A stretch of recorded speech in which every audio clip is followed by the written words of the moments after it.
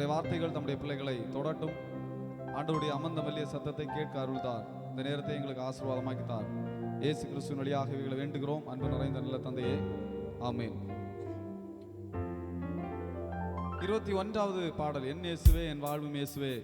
அந்த பாடலை பாடுவோம். அதனை தொடர்ந்து நம்முடைய மத்தியில் வந்திருக்கிற அருமையான சகோதரர் அவர்கள் ஆண்டவருடைய வார்த்தையை அவர்கள் நமக்கு தருவார்கள். 21வது பாடல் எடுங்க. எல்லாரும் அப்படியே அமர்ந்திருங்கள். சீக்கிரத்தில் நம்ம முடிச்சுட்டு போயிடலாம். சரியா? யாரும் எழுப்பி போகக்கூடாது.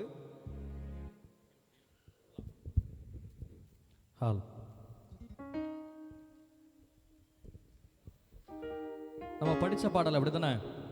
சரி, பாடல் புத்தகங்களை எடுங்க.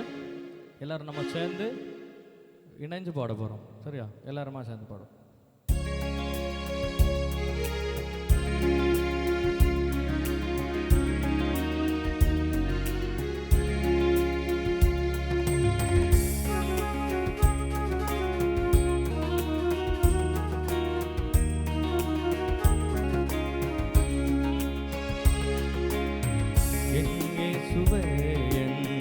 வாழ்வும் இயேசுவே என்னை நடத்தும் உம் பாதையே. என் இயேசுவே என் வாழ்வும் இயேசுவே என்னை நடத்தும் உம் பாதையே. பாதை தவறி பயணம் செய்தே பாதகனாக எங்குமே அலைந்தே. பாதை தவறி பயணம் செய்தே பாதகனாக எங்குமே அலைந்தே. பரங்கேசு என்னை தேடியே வந்தார். பரிவுடன் பிள்ளையார் அணைத்து கொண்டார். பரங்கேசு என்னை தேடியே வந்தார். பரிவுடன் பிள்ளையார் அணைத்து கொண்டார். பரிவுடன் பிள்ளையார் அணைத்து கொண்டார். என் இயேசுவே வாழ்வும் இயேசுவே என்னை நடத்தும் உம் பாதையில்.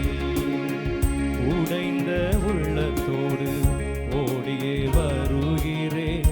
உம்மிடம் என்னையே முற்றிலும் தருகிறேன். உடைந்த உள்ளத்தோடு ஓடியே வருகிறேன். உம்மிடம் என்னையே முற்றிலும் தருகிறேன். உறவாய் நிறைவுடன் நான் தினம் வாழ்ந்திட உமது பேரன்பா என்னை காத்திடும். உறவாய் நிறைவுடன் நான் தினம் வாழ்ந்திட உமது பேரன்பா என்னை காத்திடும். உமது பேரன்பா என்னை காத்திடும். என் இயேசுவே வாழ்வும் இயேசுவே என்னை நடத்தும் உம் பாதையே. இறைமகன் இயேசு என்னை தேற்றினார். இரு கரத்தாலே அணைத்து காத்தார். இறைமகன் இயேசு என்னை தேற்றினார். இரு கரத்தாலே அணைத்து காத்தார். இன்னல்கள் விலக இரத்தம் சிந்தினார். இன்பமே தந்து துன்பம் அகற்றினார். இன்னல்கள் விலக இரத்தம் சிந்தினார். இன்பமே தந்து துன்பம் அகற்றினார். இன்பமே தந்து துன்பம் அகற்றினார். என் இயேசுவே என் வாழ்வும் இயேசுவே என்னை நடத்தும் உம் பாதையில். என் இயேசுவே என் வாழ்வும் இயேசுவே என்னை நடத்தும் உம் பாதையில். சரி, இந்த நாளிலும் நமக்கு இந்த சந்தியா நிகழ்வை நடத்துவதற்காக வருகை தந்திருக்கிற சகோதரர் அவர்கள் ஜான் தினேஷ் அவர்கள், மாராங்குணம் திருச்சபையை சார்ந்தவர்கள். அவர்கள் வாலிபர்கள் மத்தியில் ஊழியர்களை அவர்கள் செய்து கொண்டு வருகிறவர்கள். ரீச் இந்தியா மிஷன் என்கின்ற மிஷன் பணியிலே அவர்கள் தங்களை இணைத்துக் கொண்டிருக்கின்றவர்கள். இன்னும் அநேக ஊழியங்களை அவர்கள் செய்து கொண்டு வருகிறார்கள். இந்த கூகுள் மீட் வழியாக கூட்டங்களை நடத்துவது, வாலிபர்கள் மத்தியில் கூட்டங்களை நடத்துவது, சிறு பிள்ளைகள் மத்தியில் ஊழியங்கள் செய்வது போன்ற ஊழியங்களை அவர்கள் செய்து வருகிறார்கள். இப்பொழுது அவர்கள் நம்முடைய மத்தியிலே வந்து ஆண்டுடைய வார்த்தைகளை நமக்கு தருவார்கள். எல்லாரும் ஒரு பிபிஎஸ் கிளாப் பண்ணி அவங்களை வெல்கம் பண்ணலாமா? கர்த்தருடைய பரிசுத்த நாமத்துக்கு மகிமை உண்டாதாக. உங்கள் அனைவரையும் ஆண்டவராகிய இயேசு கிறிஸ்துவின் நாமத்தினாலே வாழ்த்துக்கிறேன். எல்லாருமே ரொம்ப உற்சாகமாக இந்த ஏலத்தில் கலந்துக்கிட்டீங்க இல்லையா? இப்போ எல்லாருக்கும் என்ன மனதில் ஓடுது அதை நான் கெஸ் பண்ண முடியுமா? எப்போ வீட்டுக்கு போகிறது? சரி, நீங்கள் பெர்மிஷன் கொடுத்தா நான் குறிப்பிட்ட நேரம் மட்டும் எடுத்துகிட்டு நிறுத்திடுவேன். சரிதானே? உங்களை நீங்கள் ஃபீல் பண்ணக்கூடிய அளவுக்கு நாங்கள் வைக்க மாட்டோம். சரிதானே? எவ்வளோ நேரம் நான் எடுத்துக்கலாம், உங்களுடைய சாய்ஸ். சரி, 10 நிமிஷம். ஓகே, நம்ம அண்ணாச்சிட்ட கேட்போமா? நான் எவ்வளோ நேரம் எடுத்துக்கலாம்? ஆடியன்ஸ் நமக்கு ஒன்லி 10 மினிட்ஸ் கொடுக்குறாங்க. 2 hours. சரி,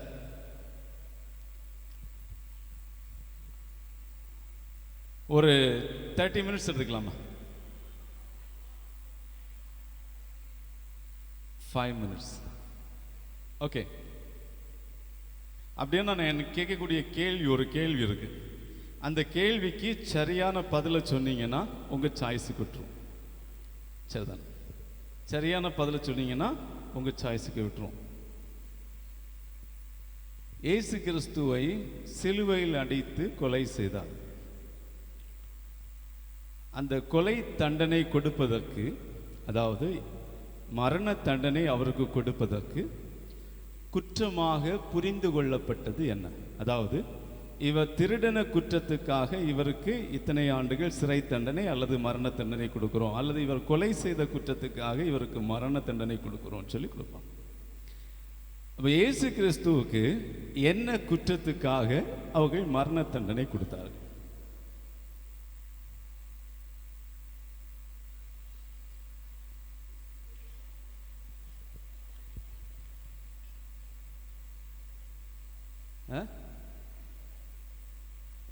யாராவது எழுப்பி சொல்லுங்க. நீங்க உங்க வாய் அசைதான், ஆனால் எனக்கு கேட்குது. கேட்கல. நீங்க எழுப்பி தைரியமா சொல்லுங்க தம்பி.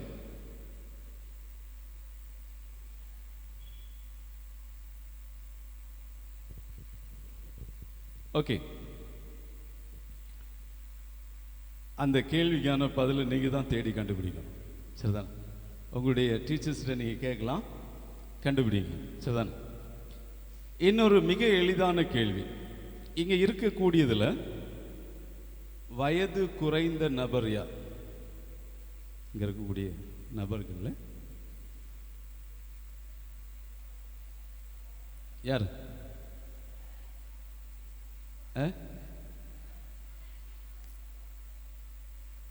அங்க இருக்கக்கூடிய ஒரு பிள்ளையை காட்டுறாங்க, அதுவும் தவறு. அந்த பிள்ளைக்கு வயது குறையவில்லை. இங்கே இருக்கக்கூடிய நபர்களில் வயது குறைந்த நபர் யார் அப்படின்னு சொல்லி கேட்டேன். யாருக்குமே வயது குறையலை. எல்லாருக்குமே 4 வயதுனா 4 வயது, 50 வயதுனா 50 வயது, அப்படியே தான் இருக்குது. சரி, ஒரு தமிழ் ஆசிரியர் கிளாஸ் நடத்தும் போது காலங்களை பற்றி விவரித்து சொன்னார். நிகழ்காலம், வருங்காலம், இறந்த காலம் எல்லாம் சொல்லிவிட்டு அதுக்கான எடுத்துக்காட்டுகளை எல்லாம் சொல்லி கொடுத்து விட்டு கடைசியாக கேட்டார். அந்த மாணவனுடைய பெயர் கந்தன்.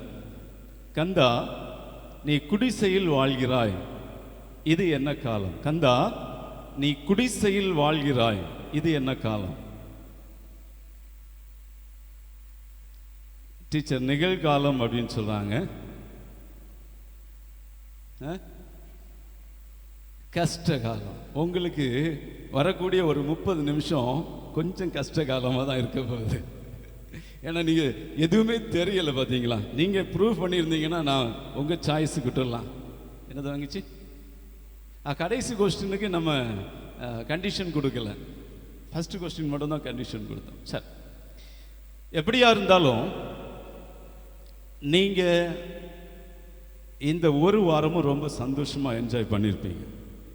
முக்கியமான ஒரு நிகழ்வுக்குள்ளால் வரும். நான் ரொம்ப சுருக்கமாக நான் 2 மணி நேரம் பேசணுன்னாலும் பேசுவேன். அவ்வளோ ஆமாம், நான் அந்த மாதிரி பேச விரும்பல. உங்களுக்கு எவ்வளவு சுருக்கமாக நான் சொல்லிட்டு போக முடியுமோ அவ்வளோ சீக்கிரமாக சொல்ல போகிறேன். சரிதானே? சரி, கொஞ்சம் அட்டென்டிவாக நம்ம கவனமாக இருப்போம்.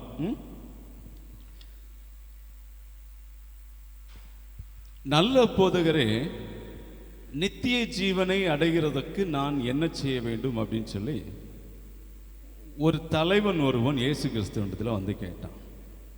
இந்த கேள்வியை நீ கவனமாக கவனிக்கணும். நித்திய ஜீவனை சுதந்திரித்துக் கொள்வதற்கு, நான் பரலோகத்துக்கு போவதற்கு என்ன செய்ய வேண்டும் என்று சொல்லி கேட்டான். இன்னைக்கு நமக்கு எழக்கூடிய கிறிஸ்தவ சமுதாயத்தில் எழக்கூடிய மிக மிக அதிகமான கேள்விகள் என்னவென்றால், இன்னும் எப்படி சம்பாதிக்கலாம், இன்னும் எப்படி அடுத்த நிலைக்கு போகலாம், இன்னும் நான் எப்படி பெட்டரா வாழலாம், இன்னும் எப்படி இந்த இவைகளை அடையலாம் என்று சொல்லி இன்னும் அவைகளைத்தான் தேடி கொண்டிருக்கிறோமே தவிர இப்படிப்பட்ட கேள்விகள் எங்கேயுமே நமக்கு இப்ப கேட்கல. கடைசியா உங்களை பார்த்து நீங்க நித்திய ஜீவனை அடைவது உறுதியா, நீங்க பரலோகம் போவது உறுதியா அப்படின்னு சொல்லி எத்தனை பேரிடத்துல நேரடியான கேள்விகள் கேட்கப்பட்டிருக்கிறது. தனிப்பட்ட விதத்தில், மாஸ் மீட்டிங்ல அல்ல. யாராவது சொல்ல முடியுமா? கேள்விகள் எழும்புவதில்லை.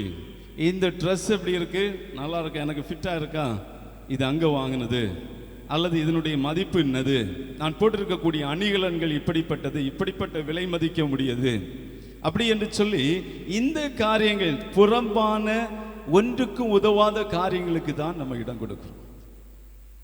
நான் சொல்றது புரியுதா? இப்படிப்பட்ட கேள்விகள் நாம் கேட்பது அரிது. இவரு ரொம்ப நல்ல மனுஷன் கேட்கக்கூடிய கேள்வி, நாம் பரலோகத்துக்கு போறதுக்கு என்ன செய்யணும் அப்படின்னு சொல்லி கேட்கிறார். அது யார்கிட்ட கேட்டாரு? இயேசு கிறிஸ்துவினிடத்திலே கேட்கிறார், நேரடியாக கேட்கிறார். லூக்கா 18வது அதிகாரம். கேட்ட உடனே இயேசு கிறிஸ்து சொல்றாரு கொஞ்சம் கற்பனைகள் எல்லாம் சொல்றாரு. என்ன கற்பனைகள் அப்படின்னு சொன்னா, விபச்சாரம் செய்யாதிருப்பாயாக, கொலை செய்யாதிருப்பாயாக, களவு செய்யாதிருப்பாயாக, பொய்சாட்சி சொல்லாதிருப்பாயாக, உன் தகப்பனை உன் தாயை கனம் பண்ணுவாயாக என்கிற கற்பனைகளை நீ அறிந்திருக்கிறாயே என்றார். அப்ப இந்த கற்பனைகளை சொன்ன உடனே அவனுடைய ரெஸ்பான்ஸ் எதுவா இருக்கு பாருங்க. இவைகளை எல்லாம் என் சிறு வயது முதல் கை கொண்டிருக்கிறேன். என்ன சொல்றான்? அவங்கள்ட்ட தான் கேட்கிறேன். என் சிறு வயது முதல் கடைபிடிச்சிட்டு வாங்க. அன்புக்குரியவர்களே, நம்ம சின்ன பருவத்திலிருந்து நிறைய காரியங்களை நமக்கு நிறைய விதத்தில் போதகர் மூலமாக, அல்லது நம்முடைய பெற்றோர் மூலமாக, அல்லது நம்முடைய சண்டே கிளாஸ் டீச்சர் மூலமாக சொல்லி கொடுத்துருப்பாங்க. இதை செய்யணும், செய்யக்கூடாது, பார்க்கக்கூடாது, சிந்திக்கக்கூடாது, இப்படி போகணும், இப்படி போகக்கூடாது, இப்படின்னு நிறைய காரியங்களை சொல்லி கொடுத்துருப்பாங்க. நம்ம அவைகளையெல்லாம் கடைபிடித்து வந்திருப்போம். இப்போ இந்த நபர் சிறு வயதிலிருந்தே இது எல்லாத்தையும் கடைபிடிச்சிட்டு வர்றார், ஒன்று கூட விடவில்லை. இப்போ அவர் பேசக்கூடிய நபர் யாரிடத்துல பேசுகிறார்? இயேசு கிறிஸ்துவிடத்துல பேசுகிறார். ஒருவேளை அவர் பொய் சொல்லி இருந்தா இயேசு கிறிஸ்து நேரடியாக கேட்டிருப்பார், நீ நேற்றைக்கு தானே அல்லது இன்னைக்கு காலையில் தானே இந்த கட்டளையை நீ மீறின அப்படின்னா அவர் ரொம்ப சின்சியராய் பின்பற்றக்கூடிய ஒரு நபர். ஆனா அவன் பரலோக ராஜ்யம் போக முடியல. ஒரு நபர். இரண்டாவது ஒரு நபரை சொல்றேன், கொர்நேலியு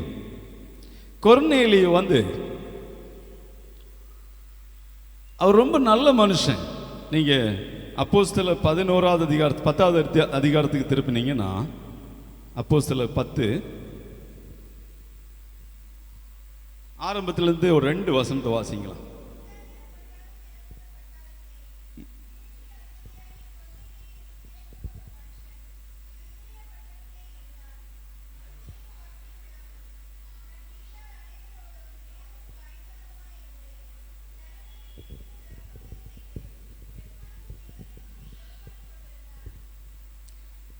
பட்டாளத்தில் இருக்கிறான், 100 பேருக்கு அதிபதி. யாரு? மிலிட்ரியில் இருக்கிறான், இத்தாலியா பட்டாளத்தை சேர்ந்தவன், 100 பேருக்கு அதிபதி அவன். இப்போ இந்த நபருடைய கேரக்டரை நீங்க பார்த்தீங்கன்னா, தேவ பக்தியுள்ளவன், தேவனை தேடக்கூடிய நபர், தேவ பக்தியுள்ளவன், தன் வீட்டார் அனைவரோடும் தேவனுக்கு பயந்தவன். அவன் மட்டும் இல்ல, அவனுடைய வீட்டார் அனைவர், மனைவி பிள்ளைகள் எல்லாரோடும் தேவனுக்கு பயந்தவன். ஜனங்களுக்கு மிகுந்த தர்மங்களை செய்து, நிறைய தர்மங்கள் எல்லாம் செய்திருக்கிறான். அது மட்டும் இல்ல, எப்பொழுதும் தேவனை நோக்கி ஜெபம் பண்ணி கொண்டிருந்தான். இவன் ரொம்ப ரொம்ப நல்ல மனுஷன். அவன் பட்டாளத்தில் இருந்தாலும், 100 பேருக்கு அதிபதியாக இருந்தாலும், தேவனுக்கு பயப்படுறவன், தான தர்மம் பண்ணக்கூடியவன், தன்னுடைய குடும்பத்தார் அனைவரோடும் தேவனுக்கு பயப்படக்கூடியவன், எப்பொழுதும் தேவனை நோக்கி ஜெபம் பண்ணி கொண்டிருக்கிறவன். இப்போ பகல்ல 9ஆம் மணி நேரத்தில் தேவனுடைய தூதன் அவனிடத்தில் வந்து என்ன சொல்றாரு? கொர்நேலியுவே என்று சொல்லி அழைக்கக்கூடியதை பிரத்யட்சமாய் அவன் எக்ஸாக்டா பார்க்கிறான். அன்புக்குரியவர்களே, இந்த நபரை குறித்து நான் கேட்க விரும்புகிறேன். முதல்ல ஒரு நபரை குறித்து கேட்டேன். அவர் சின்ன வயசுலேருந்தே எந்த கற்பனைகளையும் மீறாம வாழ்ந்து வந்த நபர். இந்த நபர் தன்னுடைய வீட்டார் அனைவரோடும் தேவனுக்கு பயந்து பயபக்தியாய் வாழ்ந்த ஒரு நபர். தான தர்மம் செய்திருக்கிறாரு, நல்ல ஒரு புத்தியுள்ள ஒரு வாழ்க்கை வாழ்ந்திருக்கிறாரு. பகல்ல உட்கார்ந்து ஜெபம் பண்ற நம்ம குறைவு, நம்ம எல்லாம் பண்ண மாட்டோம் இல்லையா? எத்தனை பேர் பகல்ல உட்கார்ந்து ஜெபம் பண்ணியிருக்கீங்க? அவர் பகல்ல உட்கார்ந்து ஜெபம் பண்ணக்கூடிய நபர். ஆண்டவருடைய தூதன் நேரடியாக வந்து கொர்நேலியுவேன்னு சொல்லி கூப்பிடுவதற்கும், அது மட்டும் இல்ல, கொர்நேலியுவை பார்த்து அந்த தூதன் என்ன சொல்றான் பாருங்க, உன் ஜெபங்களும் உன் தர்மங்களும் தேவனுக்கு நினைப்பூட்டுதலாக அவர் சந்நிதியில் வந்து எட்டி இருக்கிறது. அப்படின்னா இந்த நபரை பற்றி பார்த்துக்கிடுங்க. முதலாவது சொன்ன நபரை பார்த்தீங்க, ரெண்டாவது சொன்ன நபர் கொர்நேலியு. அவர் தர்மம் செய்கிறார், நல்ல மனுஷன், எல்லாத்துலேயும் திருப்தியா இருக்கிறாரு. அவர் பகல்ல ஜெபம் பண்றாரு. அவருடைய ஜெபங்கள் தேவனுடைய சமூகத்தில் எட்டுகிறது. தேவதூதன் நேரடியாக பிரத்யட்சமாய் தரிசனம் கொடுக்கிறார். இப்ப இந்த நிலையில் இருக்கக்கூடிய நபரை பார்த்தா நம்ம என்ன சொல்லுவோம்? இவர் கண்டிப்பா பரலோக ராஜ்யத்துக்கு போவார் அப்படின்னு சொல்லுவோமா இல்லையா? சொல்லுவீங்களா இல்லையா? சொல்லுவீங்களா இல்லையா? ரெண்டாவது நபர். மூன்றாவது நபர் நிக்கோதேமு. அவர் இஸ்ரவேலில் போதகராக இருக்கிறார். நீதிமான் ஒருவனும் இல்லை, ஒருவனாகிலும் இல்லை. நீதிமான் என்று சொல்லக்கூடிய நபர் ஒருவனாகிலும் இல்லை. இந்த உலகத்துல மனிதனாய் பிறந்த எந்த நபரை எடுத்துக்கொள்ளுங்கள், அது போதகர் முதல் அல்லது எந்த ஊழியம் செய்யக்கூடிய பெரிய நபர் முதல் கடைக்குட்டி விசுவாசி வரைக்கும், அல்லது இயேசுவை அறியாத நபர்கள் எல்லோருமே ஒருவரும் நீதிமான் அல்ல. உணர்வுள்ளவன் இல்லை, தேவனை தேடுகிறவன் இல்லை. எல்லாரும் வழி தப்பி ஏகமாய் கெட்டு போனார்கள். நன்மை செய்கிறவன் இல்லை, ஒருவனாகிலும் இல்லை. 23வது வசனம், எல்லோரும் பாவம் செய்து தேவ மகிமை அற்றவர்களாகி. எல்லோரும் பாவம் செய்து தேவ மகிமையை இழந்து போனோம். நாம செத்து போனோம். எபேசியர் 2:1 சொல்லப்படும் போது, அக்கிரமங்களினாலும் பாவங்களினாலும் மரித்து போனோம், செத்து போனோம். செத்த நபர்கள் ஏதாவது செய்ய முடியுமா? நான் தான் செத்து போயிட்டேன்னு வைங்களா, இங்கே படுத்துருக்கிறேன், என் கை சரியா வைக்கல, நான் அதை திரும்ப சரி பண்ணி நிமித்து வைக்கட்டும் அப்படின்னு சொல்லி நிமித்து வைக்க முடியுமா? என்னுடைய வீட்டினுடைய டாக்குமெண்ட் என்னுடைய மனைவிக்கு நான் சொல்லலை, இந்த இடத்துல இருக்கு அல்லது இந்த பேங்க்ல இருக்கு, நீ போய் வாங்கிக்க, லாக்கர்ல இருக்கு அப்படின்னு சொல்லி நான் சொல்லலை. நான் சொல்லிட்டு திருப்பி படுக்க முடியுமா? எதுவுமே செய்ய முடியாது. செத்து போன நபர்கள் ஆவிக்குரிய விதத்திலே அக்கிரமங்களினாலும் பாவங்களினாலும் செத்து போனோம். இந்த நபர்களை உயிர்ப்பிப்பது இயேசு கிறிஸ்துவாலே மட்டும்தான் முடியும். ஆகையினாலே தான் நல்ல போதகரை நித்திய ஜீவனை அடைகிறதுக்கு என்ன செய்யணும்னு சொல்லி கேட்கும்போது, இது மனுஷனால் கூடக்கூடிய காரியம் அல்ல, இது தேவன் நமக்கு ஈவாக கொடுத்தால் மட்டுமே அது சாத்தியமாகும். இங்கே எல்லோரும் பாவம் செய்து தேவ மகிமையற்றவர்களானோம். இலவசமாய் அவருடைய கிருபையினாலே கிறிஸ்து இயேசுவில் உள்ள மீட்பை கொண்டு நீதிமான்களாக்கப்படுகிறார்கள். இலவசமாய். யார் ஒரு நபர் நான் பாவிதான், என் வாழ்க்கை இப்படியே போயிட்டு இருந்தா இது நரகத்தை நோக்கி தான் சென்று கொண்டிருக்கிறது, நான் இந்த பாவத்திலிருந்து வெளியே வர விரும்புகிறேன், இந்த பாவத்தின் பிடியிலிருந்து வெளியே வர விரும்புகிறேன், நான் பரலோக ராஜ்யத்தின் பிள்ளையாய் மாற விரும்புகிறேன் சொல்லி யார் விரும்புகிறார்களோ அவங்க அதுக்கான வழியை தேடி வர வேண்டியது அவசியம். யோவான்ல ஒரு வசனம் வரும், சப்பமானது மோசையினால் வனாந்திரத்திலே உயர்த்தப்பட்டது போல மனுஷகுமாரனும் தன்னை விசுவாசிக்கிறவன் எவனோ அவன் கெட்டு போகாமல் நித்திய ஜீவனை அடையும்படிக்கு உயர்த்தப்பட வேண்டும். யோவான் 3:14-15 வசனங்களை வாசிக்கலாம். யாராவது ஒரு வாசிக்கலாம்.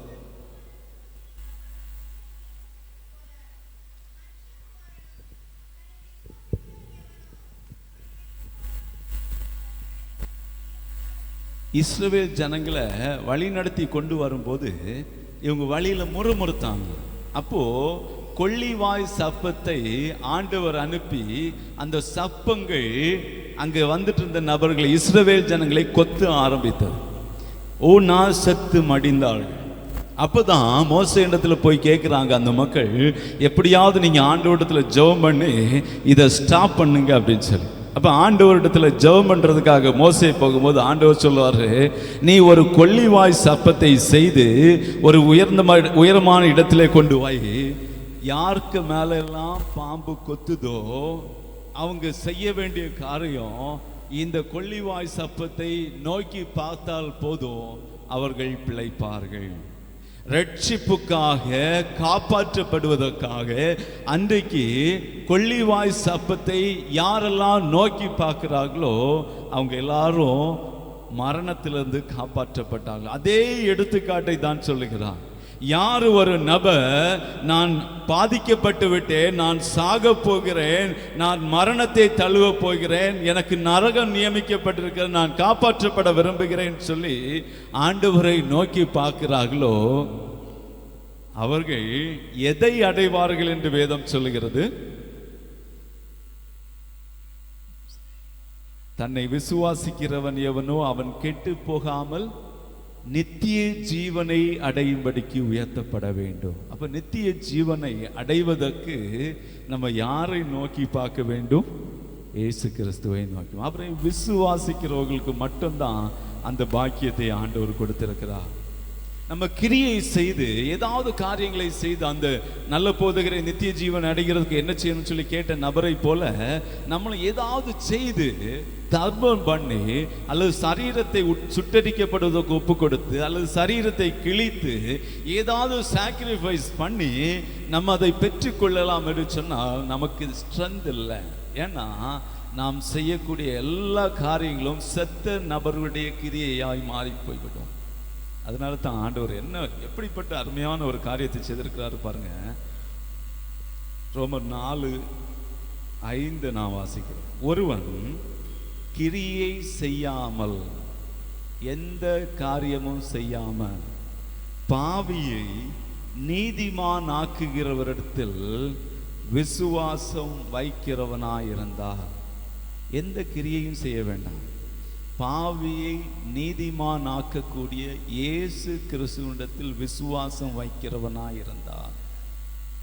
பார்த்துக்கிடுங்க, இந்த ஒரு ஆப்ஷன் யாருக்கு கொடுக்கிறாரு? எல்லா நபர்களுக்கும் கொடுக்கிறார். மனிதனாய் பிறந்த எல்லா நபர்களுக்கும் கொடுக்கிறார். யார் ஒரு நபர் விசுவாசிப்பாங்களோ அவங்களுக்கு அந்த நித்திய ஜீவனை கொடுக்க அவர் விரும்புகிறார்.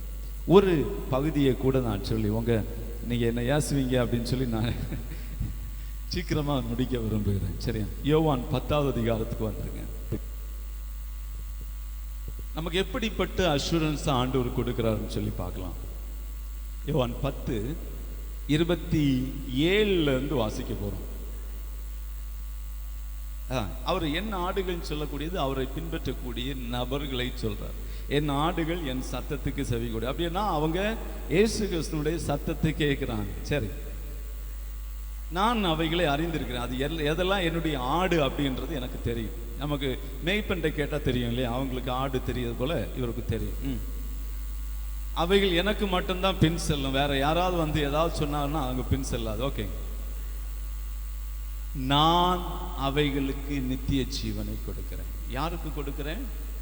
எனக்கு பின் செல்லக்கூடிய, என்னை நோக்கி பார்த்து என்னை விசுவாசித்து என்னை பின்பற்றக்கூடிய நபர்களுக்கு என்ன கொடுக்கிறேன்?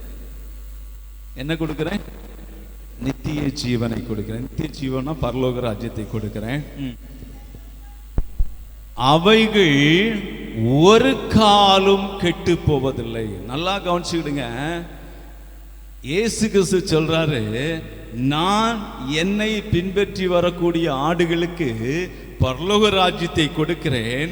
அவைகள் ஒரு காலும் கெட்டு போவதில்லை. ஒரு காலும் கெட்டு போவதில்லை. எந்த காலத்திலும் கெட்டு போவதில்லை. கெட்டு போவதில்லைன்னா இந்த பழம் வாங்கி வச்சா அழுகி போகலாம், அந்த கெட்டு போவதல்ல. அதுக்கு ஆப்போசிட் வந்து நித்திய ஜீவன். அப்படின்னா அந்த கெட்டு போறதுன்னா நரகத்தில் போகக்கூடியது. நீங்க வீட்டில் போய் இதை படிங்க. அவைகள் ஒரு காலும் கெட்டு போவதில்லை, ஒருவனும் அவைகளை என் கையிலிருந்து பறித்து கொள்வதில்லை. என்ன சொல்றாரு? நான் நித்திய ஜீவனை கொடுக்கிறேன், அவைகள் எனக்கு பின் செல்கிறது, அவைகள் ஒரு காலம் கெட்டு போவதில்லை, அவைகளை என் கையிலிருந்து ஒருவனும் பறித்து கொள்வதில்லை. ஏன்னா அவர் சர்வ வல்லமை உள்ளவர். அதோட முடிக்கலாம். அடுத்த பகுதியை வாசிங்க. அவைகளை, அதாவது அந்த ஆடுகளை எனக்கு தந்த இயேசு கிறிஸ்துவுக்கு தந்த, அப்படின்னா நம்மை இயேசு கிறிஸ்துவிடத்திலே கொடுத்தவர் யாருன்னா பிதாவானவர். அவைகளை எனக்கு தந்த என் பிதா எல்லாரிலும் பெரியவராக இருக்கிறார். அவைகளை என் பிதாவின் கையிலிருந்து பறித்து கொள்ள ஒருவனாலும் கூடாது. இப்ப நல்லா கவனிச்சுடுங்க. நித்திய ஜீவனை அடைவதற்கு நான் என்ன செய்யணும்னு சொல்லி ஸ்டெப் பை ஸ்டெப்பா சின்ன பருவத்தில் இந்த ஒன்று விடாம கடைபிடிச்சிட்டு வந்தவனுக்கு ஆண்டவர் கொடுக்கக்கூடிய ஒரு நல்ல ஆப்ஷன் என்ன பாருங்க. என்ன ஆப்ஷன் கொடுக்கிறாரு? அவரை விசுவாசிக்கக்கூடிய நபர்களுக்கு, அவரை பின்பற்றக்கூடிய நபர்களுக்கு அவர் இலவசமாய் கிஃப்டா கொடுக்கிறாரு.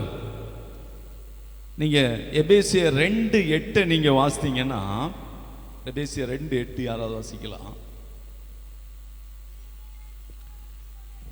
கிருபையினாலே, இயேசு கிறிஸ்துவினுடைய கிருபையினாலே விசுவாசத்தை கொண்டு ரட்சிக்கப்பட்டீர்கள். இது உங்களால் உண்டானது அல்ல, இது நீங்க சம்பாதித்தது அல்ல. அதனால தான் நித்திய ஜீவனை அடைவதற்கு என்ன செய்யணும்னு சொல்லி கேட்கும்போது, இந்த கட்டளைகளை கடைபிடித்து யாராகிலும் பரலோகம் போய்விடலாம் என்று சொல்லி நினைத்தால் அது சாத்தியம் அல்ல.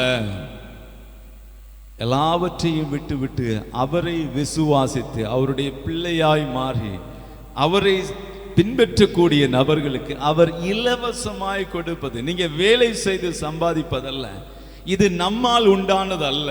நான் தான தர்மம் செய்ததுனாலே, நான் ஜெபித்ததுனாலே, நான் உபவாசம் இருந்ததுனாலே, நான் ஊழியம் செய்ததுனாலே, நான் என்னுடைய ஆலயத்தை கட்டி கொடுத்ததுனாலே, நான் எந்த காரியத்தையும் செய்ததுனாலே கிடைத்ததல்ல.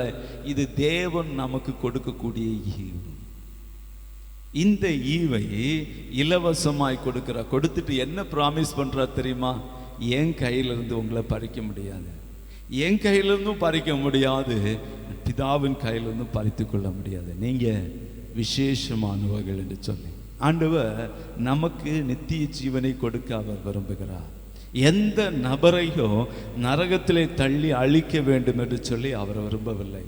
யார் ஒரு நபர் அவரை விசுவாசிப்பாங்களோ, அது எப்படிப்பட்ட நபராக இருந்தாலும் சரி, எப்படிப்பட்ட மோசமான கிரிமினல் பேக்ரவுண்ட் இருக்கக்கூடிய நபராக இருந்தாலும் சரி, பிணம் தின்னக்கூடிய நபர்களாக இருந்தாலும் சரி, எவ்வளவு மோசமான காரியங்களை, மோசமான அசுத்தமான வாழ்க்கையை வாழக்கூடிய நபர்களாக இருந்தாலும் சரி, அவர்களுடைய ரட்சிப்புக்காக சிலுவையில் அறையப்பட்ட இயேசுவை நோக்கி பார்ப்பார்கள் என்று சொன்னால் நிச்சயமாக அவர்களுக்கு ஆண்டவர் கொடுக்கக்கூடிய பிராமிஸ், உங்களுக்கு நித்திய ஜீவனை நான் கொடுப்பேன்.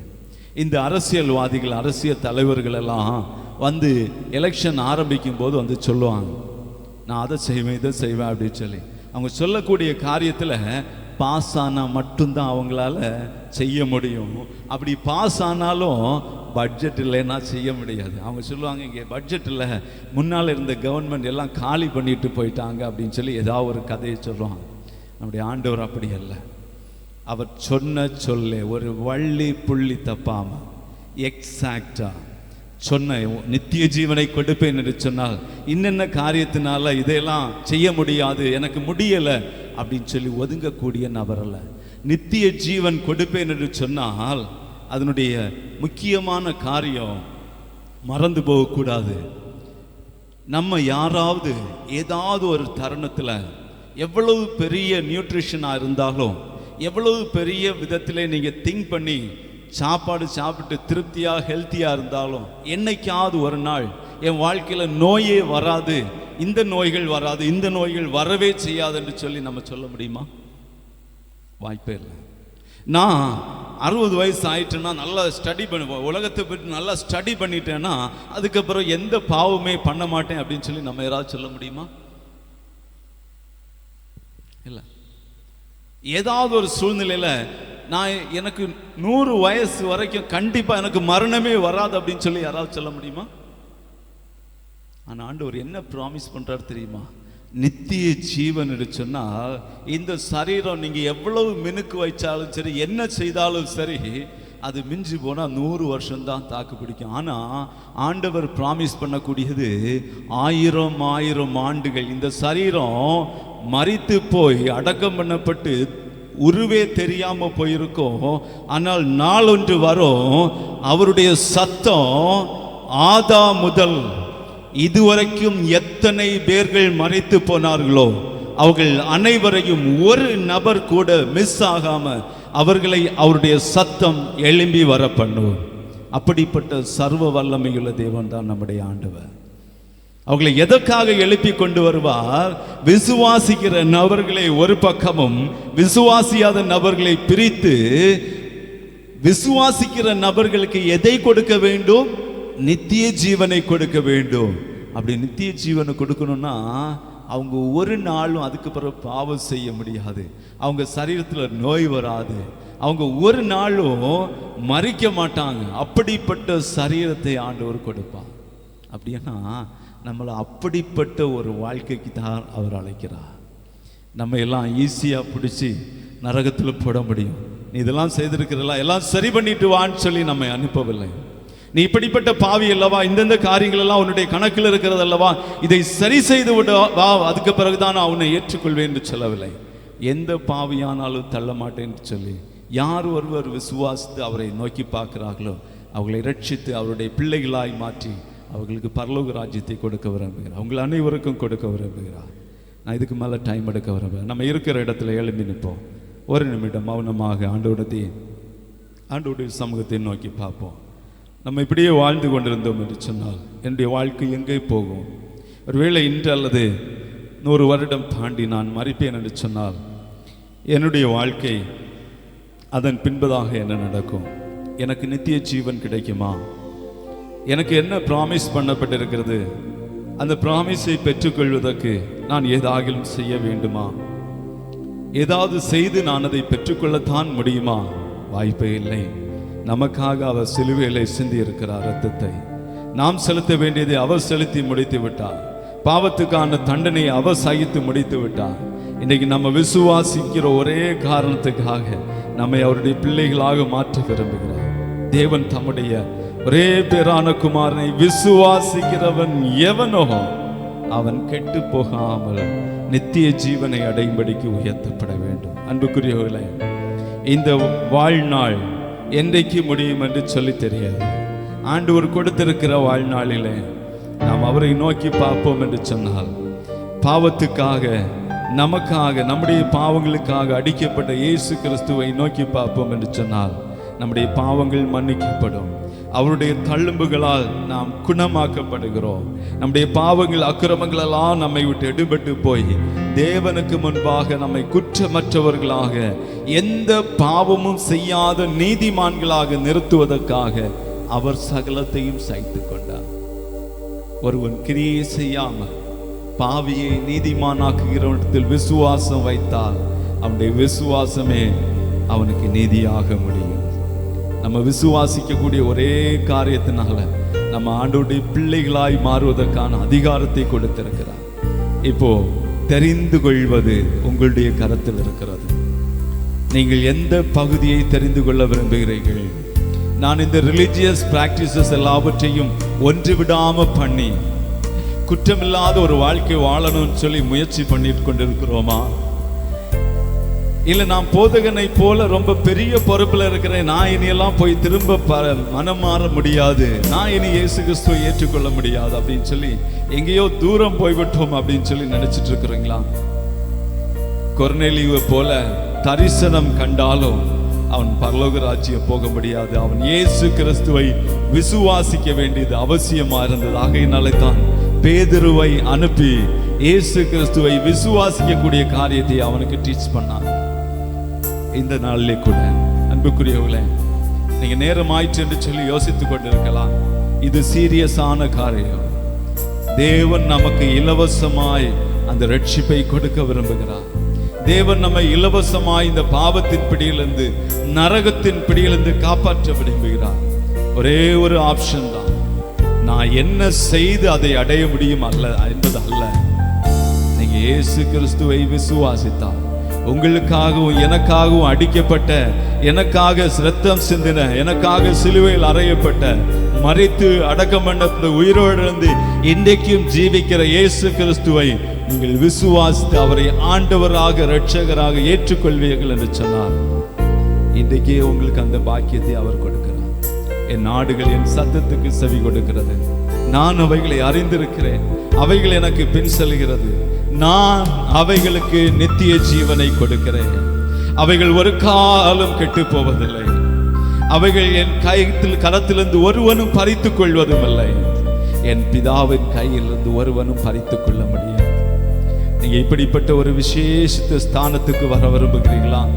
அப்படியானா ஆண்டவரே, நான் உம்மை விசுவாசிக்கிறேன், என் பாவங்களை மன்னித்து, என் அக்கிரமங்களை மன்னித்து, ஆண்டவரே என்னை உம்முடைய பிள்ளையாக மாற்றும் என்று சொல்லி நம்முடைய உள்ளத்திலே கேட்கலாம். ஒருவேளை உங்களுடைய அசைவுகளை, நினைவுகளை நான் அறிய முடியாது.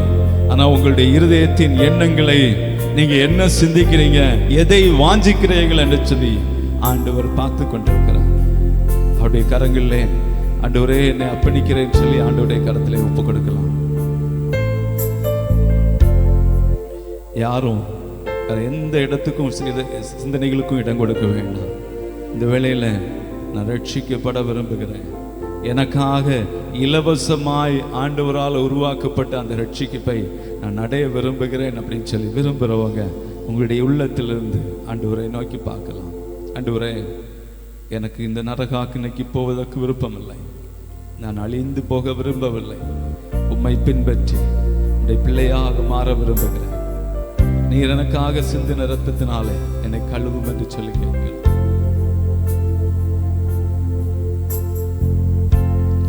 ஆண்டவரே, இன்றிலிருந்து நான் உம்மை நேசிப்பேன், உம்மையே என் தெய்வமாக கொண்டிருக்கிறேன், உம்முடைய சத்தத்துக்கு நான் கீழ்ப்படிவேன், நான் உமக்கு பின் செல்வேன் சொல்லி ஆண்டவரிடத்தில் பிராமிஸ் பண்ணலாம். விரும்புறவங்க மட்டும், யாரையும் ஃபோர்ஸ் பண்ணல. நீங்க விரும்புறவங்க மட்டும், ஆண்டவரே இன்றிலிருந்து நான் உம்மையே பின்பற்றுவேன், உம்முடைய சத்தத்தை கேட்பதற்கு நான் வேதத்தை எடுத்து உட்காருவேன், நான் உம்முடைய சமூகத்தில் உட்காருவேன், வாசிப்பேன், தியானிப்பேன், நான் ஜெபிப்பேன், தவறாம உடைய சமூகத்தில் உட்காருவேன். ஆண்டவரே, என்னோடு நீ பேசும், நான் உம்மோடு பேசணும், எனக்கு கிருபை தாரும் சொல்லி ஆண்டவரத்துல கேட்போம். ஜெபிப்போம். இரக்கமுள்ள எங்கள் நல்ல ஆண்டவரே, நாங்கள் மனம் போல வாழ்ந்து நரகாக்கினை அடைவதை நீ விரும்பாமல் உம்முடைய சொந்த குமாரனே எங்களுக்காக அனுப்பினேன். எங்களுடைய பாவங்கள் அக்கிரமங்கள் எல்லாவற்றையும் சுமந்து தீர்க்கும்படிக்கு, அவைகளெல்லாம் எங்களை விட்டு அகற்றும்படிக்கு நீர் உம்முடைய குமாரனை அனுப்பினதற்காக உமக்கு ஸ்தோத்திரம். அவருடைய தழும்புகளால் நாங்கள் குணமாகிறோம். அந்த பாக்கியத்துக்காக உமக்கு ஸ்தோத்திரம். யார் யாரெல்லாம் எனக்கு இந்த பாக்கியம் வேண்டும், நான் இயேசு கிறிஸ்துவை விசுவாசிக்கிறேன், ஏற்றுக்கொள்கிறேன், அவரை என்னுடைய ஆண்டவராக இரட்சகராக நான் ஏற்றுக்கொள்கிறேன் சொல்லி விசுவாசிக்கிறார்களோ அவள் ஒவ்வொருவரோடும் ஆண்டவர் தொடர்ந்து பேசும்படியாய், உடைய வசனங்கள் பேசும்படியாய், இந்த வார்த்தைகள் தொடர்ந்து அவருடைய உள்ளங்களிலே கிரியை செய்யும்படியா நாங்கள் செபிக்கிறோம். சாத்தானோ இந்த உலகத்தின் ஆசைகளோ இச்சை மயக்கங்களோ எதுவும் அவர்களுடைய உள்ளங்கள் இந்த இவைகளை பறித்து கொள்ளாதபடிக்கு ஆண்டவரே நீர் காத்து கொள்ளும்படியா நாங்கள் செபிக்கிறோம். பிள்ளைகள் ஒவ்வொருவரையும் ஆசீர்வதி, ஆசிரியர்களை ஆசீர்வதி, அண்ணாச்சிமார்களை ஆசீர்வதி. யார் யாரெல்லாம் உண்மை ஏற்றுக்கொண்டார்களோ அவர்களை தொடர்ந்து நடத்தும். அவள் வாழ்க்கை மாறட்டும், கர்த்தருக்காக பிரகாசிக்கட்டும். அவர்களை பார்க்கிறவர்கள் இவர்கள் கிறிஸ்துவின் நிரூபங்கள் என்று சொல்லக்கூடிய அளவுக்கு கர்த்தர்களை மாற்றி ஆசீர்வதிக்கும்படியா நாங்கள் செபிக்கிறோம். பெரிய காரியங்களை செய்ய இயேசு இரட்சகர் நாமத்தில் கேட்கிறோம் எங்கள் ஜீவனுள்ள நல்ல பிதாவே, ஆமென்.